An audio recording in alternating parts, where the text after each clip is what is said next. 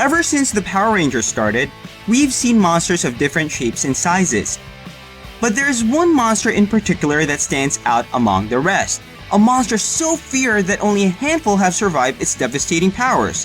What is this monster? Well, it's the dreaded show cancellation. And like every other monster that the Power Rangers has faced, they've defeated show cancellation not only once or twice, but incredibly, 5 times. Mega Rangers, that's a mega win. I'm your host, Jerby of Morphenomenal, and join me as we hack into the Ranger database to see the 5 times Power Rangers avoided getting cancelled.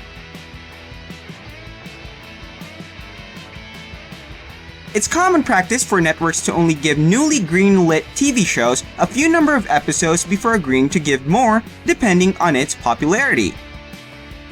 This was applied to the first season of Mighty Morphin Power Rangers when Fox commissioned Saban to make 40 episodes, which was, in my opinion, quite generous since the concept of spandex-wearing heroes fighting monsters with giant robots was completely new at the time. Hey, wait a second! In fact, even Saban himself thought that the show would last give or take a year. That is why the 39th and 40th episodes, the two-parter Doomsday, was the supposed series finale, with the Rangers defeating Rita Repulsa for good. However, Mighty Morphin Power Rangers became a huge hit, which led to changing the outcome of the episode and the continuation of the show. We're not backing down, 'cause we're the Power Rangers!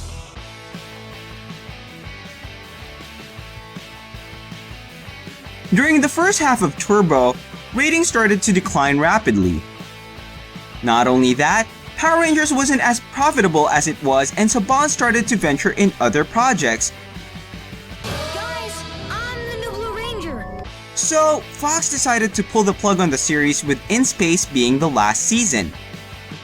With Power Rangers in Space being their final hoorah, it featured the return of heroes, villains, and other elements from the previous seasons, as well as new concepts and well-written storylines that would wrap up the entire series. Fox took notice and kept the show running, while Saban dropped some of his other projects to focus on the new season, Lost Galaxy. Nothing can stop me this time. Nothing.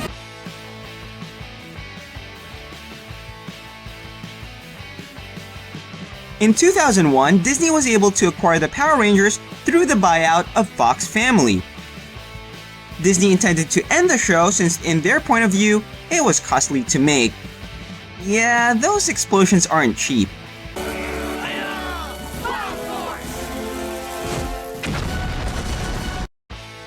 Anyway, this was around the time that Power Rangers Wild Force was being produced. Hence, it was going to be the final season, and the last episode of Wild Force was entitled The End of the Power Rangers. Disney's original plan was to air reruns of the past seasons as opposed to producing new ones.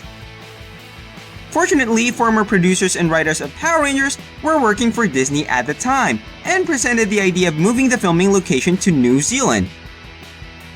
The move would mean lessening the cost of making the show, and Disney allowed Power Rangers to carry on.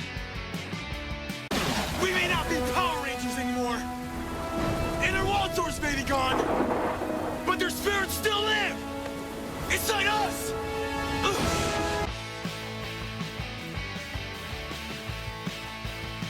After 6 seasons under its reign, Disney started to lose interest on the Power Rangers. Coupled with plummeting ratings and the show's executive producer leaving, all signs were pointing to Jungle Fury being the final Power Rangers season. This is all part of Camille's curse over me. There were plans of continuing the show in the form of an animated series, but Toei, the company that produces the Japanese counterpart Super Sentai, was against the idea. Luckily, Power Rangers was still sought after outside of the US, Germany to be precise, which caused Bandai and Jetix UK to fund another Power Rangers season, RPM. Power Rangers Jungle Fury! Now, despite the fortunate turn of events that led to the creation of RPM, Disney obviously did not want anything to do with the Power Rangers anymore. Unlike previous seasons, Power Rangers RPM received little promotion, transferred away from cable TV, and got the worst time slot. Heck, 5 a.m. in some areas. Look at me! Look at me! Oh, I'm looking. And I think I've seen enough. More than enough. It came as no surprise that its rating is the worst in the entire history of the series, even though it was a solid season in my opinion. It's a very good point. Some of us out there are trying to impress chicks. RPM's last episode, Danger and Destiny, was going to be the finale for the entire franchise. Some of the writers were still hopeful that Disney officials would change their minds, which explains the last scene of the episode. At that time though, the production company in New Zealand was already disbanded, so Power Rangers was officially cancelled.